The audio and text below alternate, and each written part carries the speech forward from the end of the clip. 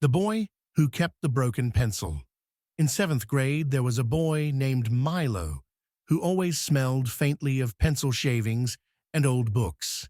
He didn't talk much, not because he was shy, but because every time he opened his mouth in class, someone would imitate the tiny, careful way he said his R's.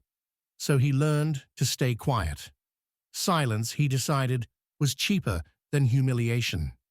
His main tormentor was called Brick, real name Brandon, but nobody called him that anymore because he hated it, and punching people was easier than changing nicknames.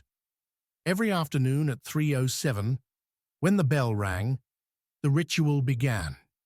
Brick would wait by the narrow corridor that led to the back gate, the only way Milo could get home, without taking the long way through the park where older kids smoked. Brick never came alone. There were always 3 or 4 shadows behind him, phones already out, ready to record the moment Milo flinched. The script was simple. Brick: "Hey, book boy, still reading about dragons 'cause real life too scary." Milo: "Quiet, just trying to get home." Brick: louder: "Speak up, pencil dick." Then the shove.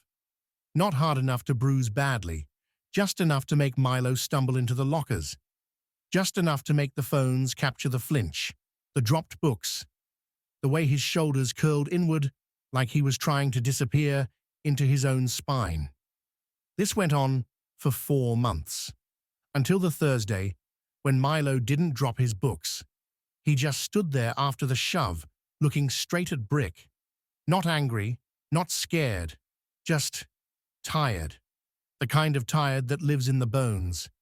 Brick, thrown off by the lack of reaction, laughed too loud. "What? You gonna cry now?" Milo reached into his backpack, slow, deliberate. Everyone froze a little, even Brick. Milo pulled out a pencil. It was short, chewed almost to the metal ferrule. The yellow paint chipped away in places.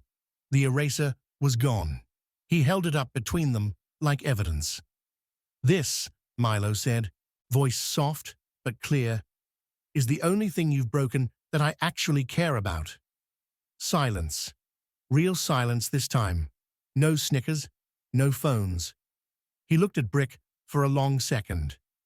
"You can keep doing this. You will. I know that. But every single time you do, you're just proving that this," he lifted the ruined pencil again, "is still more important to me than you are."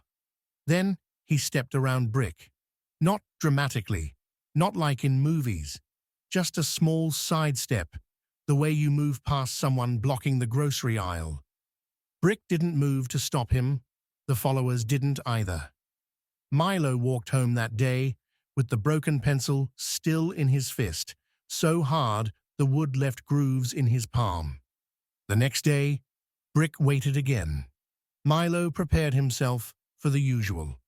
But Brick just looked at him, opened his mouth, closed it, then turned away. He didn't say anything. He didn't shove. He just left. Not because Milo had become suddenly brave, or cool, or strong. He left because, for the first time, someone had quietly, calmly explained that the person doing the hurting was smaller than the thing being hurt.